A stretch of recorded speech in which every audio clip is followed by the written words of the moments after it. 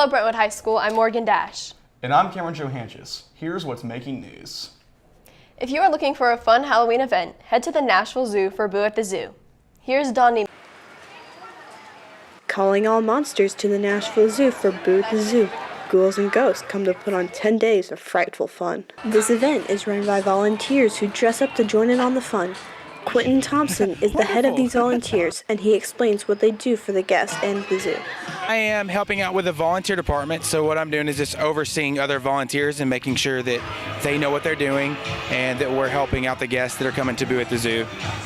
The guests that come out just have such a good time, and the volunteers are the point of contact, so we get to, be the faces for the zoo. Boo at the Zoo features several areas: the Storytale Treat Trail, the Frightful Farm, the Fall Festival Field, and the Enchanted Village. The treat trail leads the trick-or-treaters around the zoo to hunt for candy. On the farm, courageous treaters get to learn about the dying traditions in the Victorian era at the Croft House and travel through the haunted barn. At the field, zoogoers can play games, hit the dance floor, have toasty treats, and enjoy a Halloween hayride to show attendees creepy fun behind the scenes. Sarah Lingo, a babysitter, has taken her clients' kids to the event every year, and she shares her favorite part about the event. My favorite part of Boo at the Zoo is actually this festival field. I really love the ambiance here. I think the kids love all of the games, the bounce house, the hayride, and everybody seems really happy when they're here. At the Enchanted Village, zoogoers can take pictures with pumpkins and talk with the zoo's Gordon D. Pumpkin. From the ghouls at Grassmere, have a very happy Halloween. Dawn Neiman, WBHS 9. October calls for haunted houses, pumpkin patches, and lots of candy. This fall season, Genesis of Cool Springs will be hosting its annual Pumpkin Fest on October 29th. Fun festivals for every family will be in full swing down on Main Street in downtown Franklin. Gentry's Farm will continue their tradition of their family-friendly pumpkin patch opening to the public every weekend. Join them until October 31st for fun activities and pumpkin picking. And last but certainly not least, check your local church for the kid-friendly trunk or treat on Halloween. Vampires are welcome to BHS on Friday, November 4th for the annual blood drive. During school on the 4th, BHS will sponsor a blood drive for the junior and senior classes. Donors must be 17 or 16 with parent permission to give blood. Next up, let's talk about the USO Show. On September 29th, BHS held the USO Fall Show. The show itself was a recreation of 1940s live radio broadcasts. The show featured great actors, audience participation, and homemade sound effects. We are very proud of our drama department and the great show they put on. Coming up next, we have more stories on Engineering Club, BHS Sports, and Emmy-awarded newscasts.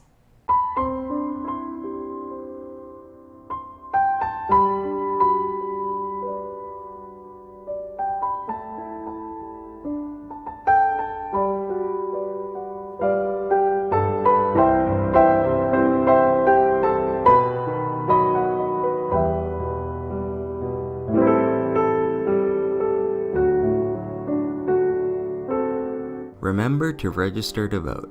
It's as easy as 1, 2, 3.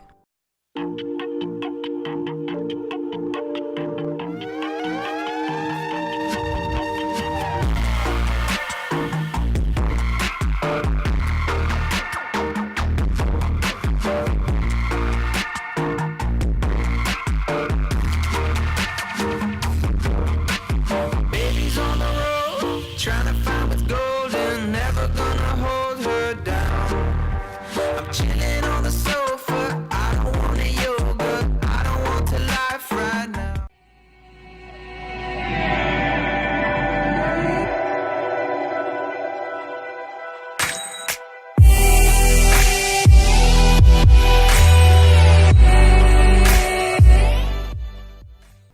Now, let's take a look at WBHS 9's national nomination for the Best Newscast. Here's Don Neiman with more on the story. In early 2016, WBHS 9 entered its Best Newscast into the Regional Student Productions Awards. After placing first at regionals, WBHS 9 advanced to nationals. This past week, competitors from all across the nation watched to see what productions were top-notch. WBHS 9 was one of the finalists, placing one of the top 5 in the nation.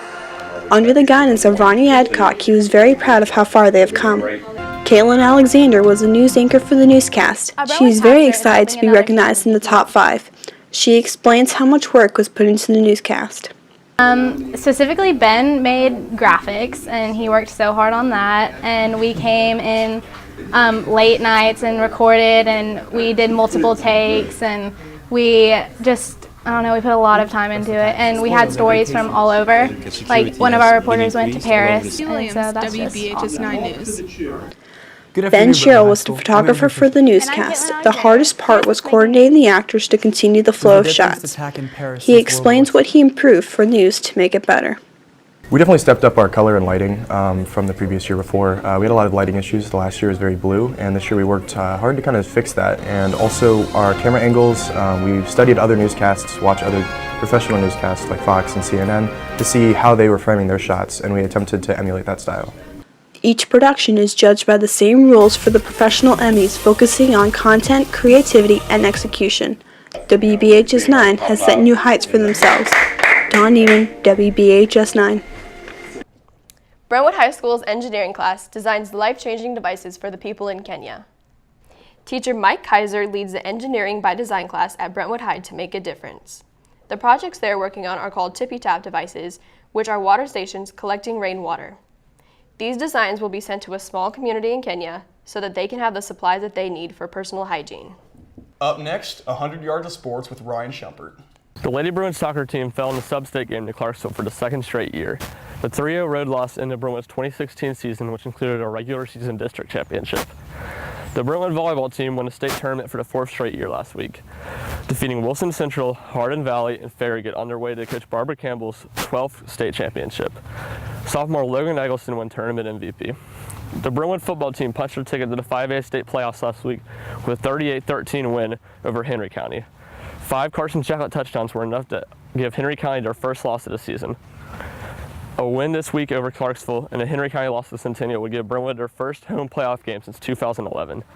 The Brentwood hockey team started the year out 3-1 with wins over Ensworth, Father Ryan, and Station Camp. The Brentwood basketball schedules came out last week. Brentwood boys and girls will open at home November 15th against Smyrna. Games at Ensworth and home versus Hillsborough highlight the non-district slate. The Brentwood boys team will travel to Illinois for a nationwide tournament over Thanksgiving break. Home games December 9th against Ravenwood and February 7th against Franklin headline the district's play for the Bruins. For WBHS 9, I'm Ryan Schumpert, and this was 100 yards of sports. After our commercial break, we'll have information on Model UN and girls soccer.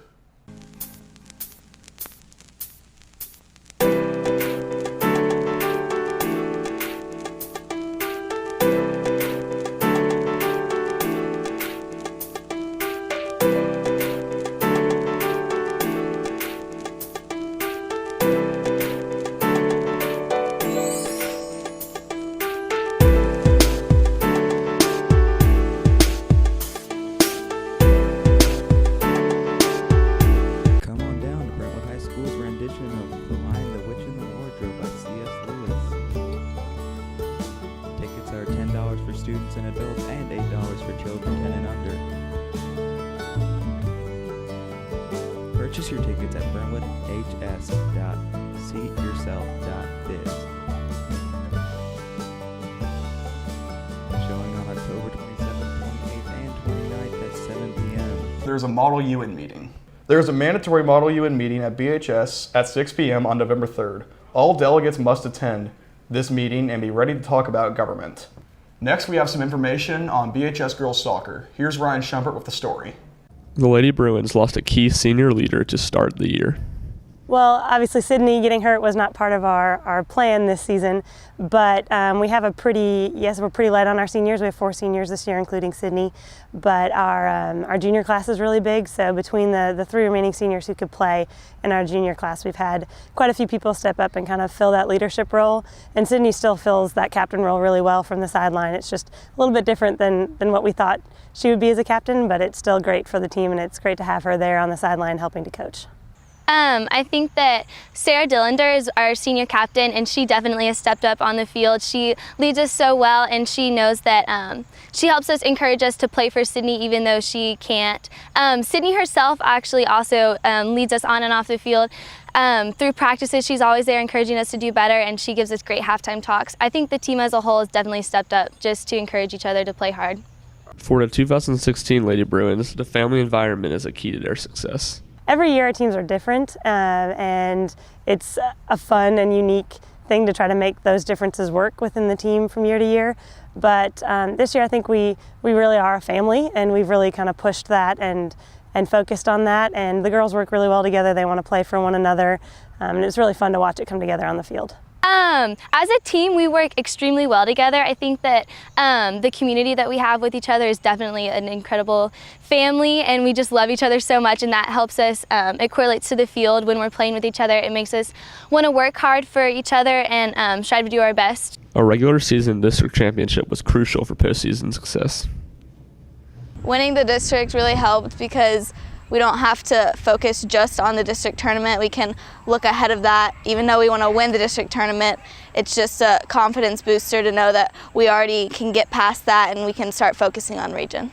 Winning the regular season in districts is huge coming out of our district because our district is so strong. A lot of the coaches in our district firmly believe that probably the top 4 teams could go on and do pretty well at state. So getting a bye out of our district tournament into regionals is huge for whatever team does that, and this year it happened to be us. For the Lady Bruins, a state tournament berth and then state championship is the goal. A few of our goals going into the postseason, we want to take each game as it comes and not worry too much about the next game or the next week or worry about state. We're just going to take it day by day, practice by practice, game by game. And obviously we hope to come out with a district tournament championship. We hope to come out with a regional championship, and we hope to make it back to state. And once you get to state, really anything can happen. So we'll definitely take a state championship, and I think this team is capable of it. But right now we'll go practice by practice and game by game. Ryan Schumpert, WBHS 9. Purchase your 2016-2017 copy of the yearbook today. Go to yearbookcenter.org and type in the code 12712. Hurry before the prices increase. Thank you for joining us. I'm Morgan Dash. And I'm Kara Johanchis. See you next time on WBHS 9 News.